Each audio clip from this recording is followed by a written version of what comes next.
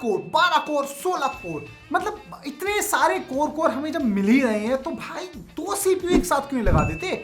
12 core के 2 CPU 24 core हमें easily मिल जाएंगे। बट नहीं, अगर हमें ज्यादा कोर चाहिए भी तो भी हमें 24 कोर वाला सीपीयू लेना पड़ता है, जिसका प्राइस तुम लोगों को पता ही है, बहुत महंगा है। तो कंपनी 2 कोर वाला मदरबोर्ड या फिर 2 कोर वाले सीपीयू क्यों नहीं आते मार्केट में? Well the answer is very simple, आते हैं। हाँ, और अभी से नहीं, पेंटियम के जमाने से आते हैं। जैसे कि इंटेल 486 जो कि 1980s में लॉन्च हुआ था, जिसकी कॉस्ट थी 1000 से लेकर $2000। इतना तो कोई भी नहीं लेता, तो नहीं चला। ठीक है, कोई बात नहीं।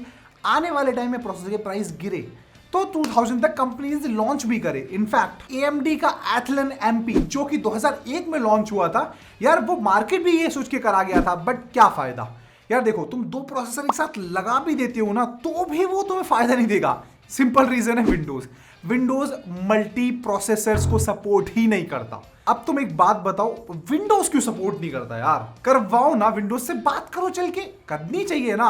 वेल, इसका आंसर छिपा हुआ है 2 प्रोसेसर्स की लेटेंसी के बीच में।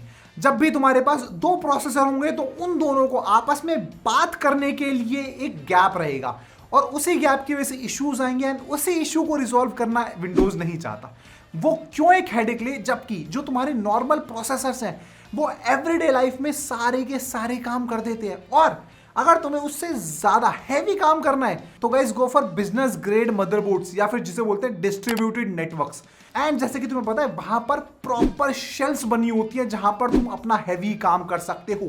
वहां पर सिंगल प्रोसेस जैसी कोई चीज भी नहीं होती, वहां पे सारा काम डिस्ट्रीब्यूटेड होता है। Processing power, hard disk, internet connection, सब कुछ बहुत ही डिस्ट्रीब्यूटेड तरीके से रखा होता है। तो विंडोज ने सोचा कि अगर किसी को इतनी ज्यादा काम की रिक्वायरमेंट है कि उसको ज्यादा बड़ा प्रोसेसर चाहिए, तो भाई सिंगल वाला ले लो। ठीक है, उसमें हमने मल्टी कोर सपोर्ट दिया है, मल्टी थ्रेड सपोर्ट दिया है, इससे ज्यादा की भी नीड है तो यार बड़ा सीपीयू लो, या फिर बिजनेस ग्रेड में चले जाओ। वहां पे तुम्हारे पास आसमान और जगत तुम्हारे साथ है, जो करना हो, जो खरीदना हो खरीद सकते। इनफैक्ट ऐसी ही कुछ चीज एनवीडिया ने भी लॉन्च करी थी, एनवीडिया SLI करके, जहां पर 2 ग्राफिक कार्ड को वो एक साथ लगाते थे, एंड दोनों को एक साथ लगाने से तुम एक्सपेक्ट कर सकते हो कि डबल FPS आएंगे। वेल, ऐसा नहीं होता था, एंड दोनों में कंपैटिबिलिटी इश्यूज होते थे, हर कोई मदरबोर्ड सपोर्ट भी नहीं करता था एक साथ, एंड ड्राइवर्स बनाना और बहुत ट्रिकी काम था। तो एनवीडिया ने भी SLI का सपोर्ट ड्रॉप कर दिया। अब तुम खुद एक बात बताओ, अगर किसी को लेना होगा वो 2 GT 1650 क्यों लेगा, जबकि वो एक 3050 ले सकता है या फिर एक 4080 ले सकता है ना?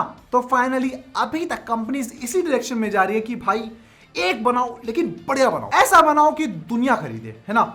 एनवीडिया ने सपोर्ट ड्रॉप कर दिया, AMD इंटेल यहाँ पे जा नहीं रहे। मेरे को इस बार रिस्क लेने का ही नहीं है, बिल्कुल रिस्क नहीं लेने का। बाकी मिलते हैं इस वाली वीडियो पे, तब तक के लिए बाय बाय।